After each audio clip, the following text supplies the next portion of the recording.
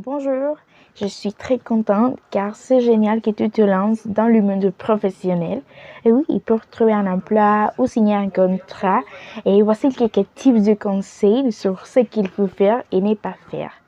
D'abord, et quand tu vas rédiger ta lettre de motivation, il faut que tu respectes une structure claire. N'oubliez pas que les coordonnées et l'objet sont obligatoires, ok? Et aussi, un document propre et organisé, c'est la base du sérieux et pour qu'une entreprise te donne sa chance.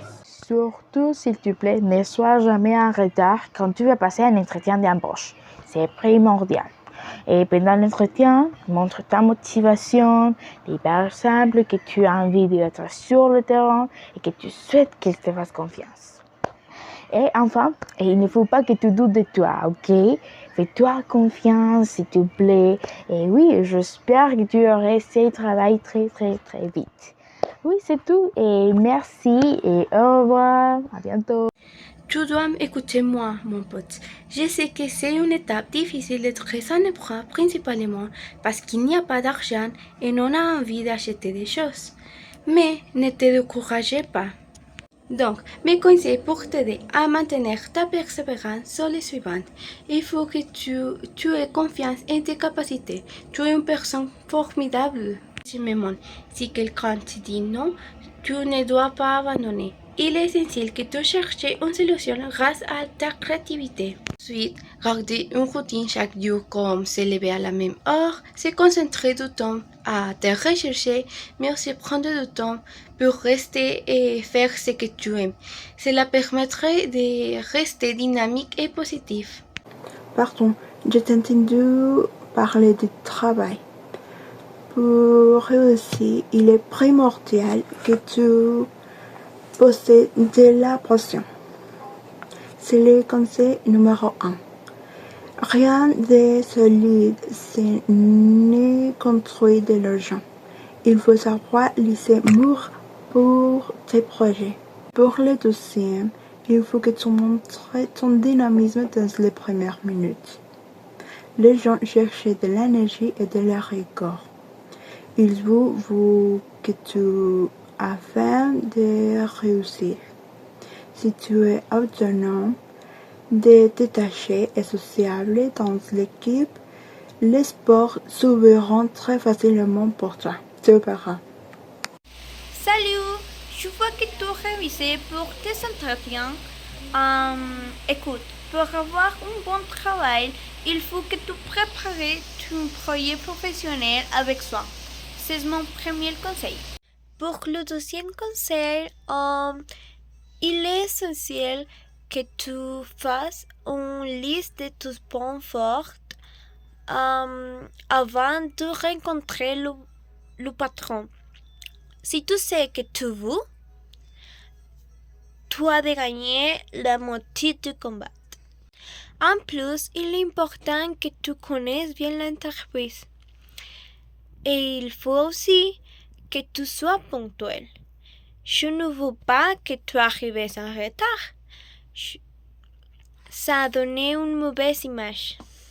Bien, que tu sois nerveuse, il faut que tu aies confiance en toi. Et bonne chance pour la suite. Coucou, je vais te dire deux conseils professionnels. Pour mon premier conseil, il faut que tu parles avec une voix claire et forte. Pour le deuxième conseil, il est crucial que tu fasses attention à ta prononciation. Utilise l'infinitif pour dire tes objectifs avec assurance, comme organiser des données informatiques ou réussir des projets. Si tu te communiques bien, tu convaincras à quelqu'un chef instantanément sans problème. Et n'oubliez pas un bon sourire et ne démontre pas tes nerveux. C'est fatal. Je souhaite que tu aies une bonne opportunité. À la prochaine. Salut! Et aujourd'hui, je te donnerai un petit secret. Et pour tes mails que tu enverras pour obtenir un emploi. Et il est nécessaire que tu utilises toujours les discours formels. C'est mon premier conseil. Et pour le deuxième, ta prise de congé. Il faut que tu choisisses une formule politesse, comme je vous prie d'agréer mes salutations distinguées.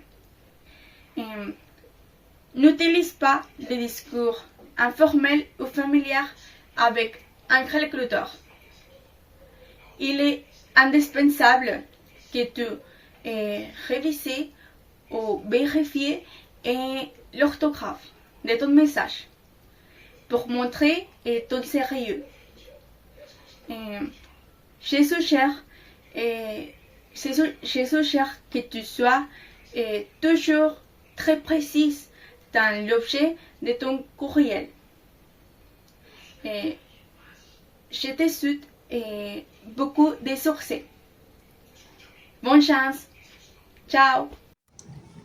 Salut, tu étudies la comptabilité. Quel beau métier!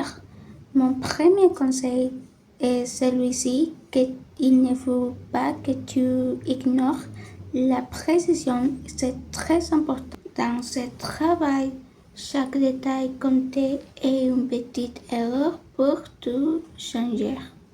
C'est pourquoi il faut que tu vérifies toujours tes calculs et que tu sois bien organisé avec tes documents. Mon deuxième conseil, il est nécessaire que tu saches gérer ton temps et être ponctuel.